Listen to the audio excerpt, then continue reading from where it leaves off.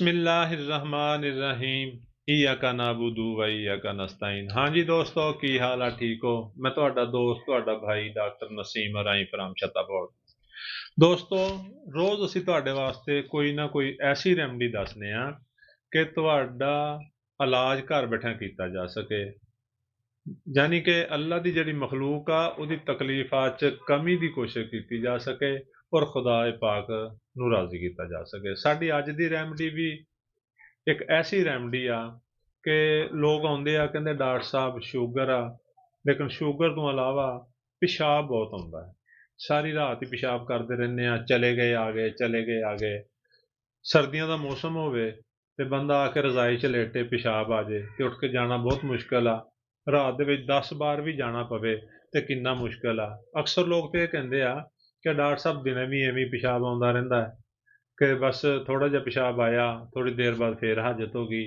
ਤੇ ਅਕਸਰ ਤੇ ਐਵੇਂ ਹੁੰਦਾ ਹੈ ਪਿਸ਼ਾਬ ਕਰਨ ਤੋਂ ਬਾਅਦ ਵੀ ਲੱਗਦਾ ਵੀ ਯਾਰ ਪਿਸ਼ਾਬ ਕੀਤਾ ਨਹੀਂ, ਹਾਲੇ ਪਿਸ਼ਾਬ ਬਾਕੀ ਹੈ।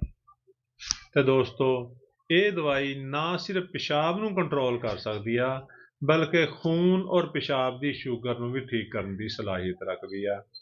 ਪਿਸ਼ਾਬ ਦੀ ਸ਼ੂਗਰ ਦੀ ਤੇ ਇਹ ਇੱਕ ਟਿਕ ਦਵਾਈ ਸਮਝੋ ਤੁਸੀਂ। ਬਾਕੀ ਪਿਸ਼ਾਬ ਦੀ ਨਾਲ ਇਹ ਖੂਨ ਦੀ ਸ਼ੂਗਰ ਨੂੰ ਵੀ ਸਹੀ ਕਰ ਸਕਦੀ ਆ। ਬਲਕਿ ਬਹੁਤ ਸਾਰੇ ਮਰੀਜ਼ਾਂ ਨੂੰ ਦਿੱਤੀ ਜਾਂਦੀ ਆ ਔਰ ਉਹ ਕਹਿੰਦੇ ਆ ਡਾਕਟਰ ਸਾਹਿਬ ਸ਼ੂਗਰ ਵੀ ਠੀਕ ਹੋ ਗਈ ਔਰ ਪਿਸ਼ਾਬ ਵੀ ਨਾਰਮਲ ਆਉਣ ਲੱਗ ਪਿਆ।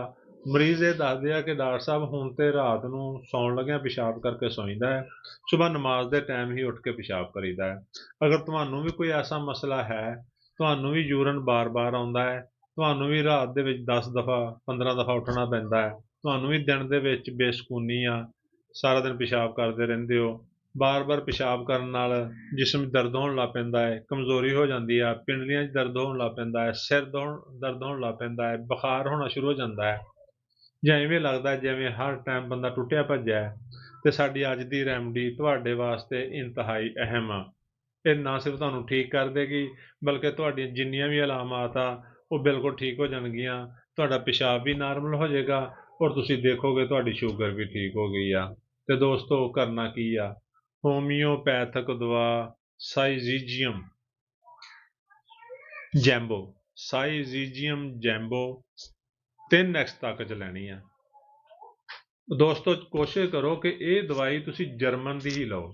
ਪਾਕਿਸਤਾਨੀ ਜਿਹੜੀ ਕਿਊ ਹੈਗਾ ਇਹ ਇਸਤੇਮਾਲ ਕਰਕੇ ਦੇਖਿਆ, ਇਹਦਾ ਰਿਜ਼ਲਟ ਬਹੁਤ ਘੱਟ ਆ, ਲੇਕਿਨ ਜਿਹੜਾ ਜਰਮਨ ਦਾ 3x ਦਵਾਈ ਆ ਉਹਦਾ ਬਹੁਤ ਅੱਛਾ ਰਿਜ਼ਲਟ ਆ। ਤੇ ਇਹ ਤੁਸੀਂ ਜਰਮਨ ਦੀ ਲਓ। 10 ਕਤਰੇ ਸਾਈਜ਼ੀਜੀਅਮ 3x ਦੇ ਵਿੱਚ 2 ਘੁੱਟ ਪਾਣੀ 'ਚ ਪਾ ਕੇ ਸਵੇਰ ਨਾਸ਼ਤੇ ਤੋਂ ਬਾਅਦ, ਦੁਪਹਿਰ ਨੂੰ, ਸ਼ਾਮ ਨੂੰ, ਮਗਰਬ ਤੋਂ ਪਹਿਲੇ ਪੀ ਲਓ ਔਰ ਤੁਸੀਂ ਦੇਖੋਗੇ ਹਫ਼ਤੇ 10 ਦਿਨ ਦੇ ਵਿੱਚ ਤੁਹਾਡਾ ਪਿਸ਼ਾਬ ਵੀ ਨਾਰਮਲ ਹੋ ਗਿਆ ਹੈ, ਤੁਹਾਡੀ ਸ਼ੂਗਰ ਵੀ ਕੰਟਰੋਲ ਹੋਣਾ ਸ਼ੁਰੂ ਹੋ ਗਈ ਆ। ਔਰ ਇਹ ਦਵਾਈ ਤੁਸੀਂ ਥੋੜ੍ਹੇ ਲੰਬੇ ਅਰਸੇ ਤੱਕ ਇਸਤੇਮਾਲ ਕਰ ਸਕਦੇ ਹੋ। ਮਹੀਨਾ, 1.5 ਮਹੀਨਾ ਇਸਤੇਮਾਲ ਕਰੋ, 2 ਮਹੀਨੇ ਵੀ ਕਰ ਸਕਦੇ ਹੋ। ਜਿਵੇਂ ਤੁਹਾਡੀ ਤਕਲੀਫ ਠੀਕ ਹੋ ਜੇ ਦਵਾਈ ਬੰਦ ਕਰ ਦਿਓ, ਫਿਰ ਦਵਾਈ ਲੈਣ ਦੀ ਜ਼ਰੂਰਤ ਨਹੀਂ।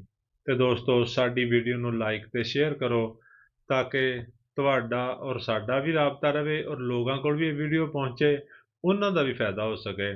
ਸਾਡੇ ਅਕਾਊਂਟ ਨੂੰ, ਸਾਡੇ ਚੈਨਲ ਨੂੰ ਸਬਸਕ੍ਰਾਈਬ ਕਰ ਲਓ ਤਾਂ ਕਿ ਮਜ਼ੀਦ ਆਉਣ ਵਾਲੀ ਵੀਡੀਓ ਵੀ ਤੁਹਾਨੂੰ ਜਲਦ ਮਿਲ ਸਕੇ। ਸ਼ੁਕਰੀਆ। ਅੱਲਾ ਹਾਫਿਜ਼।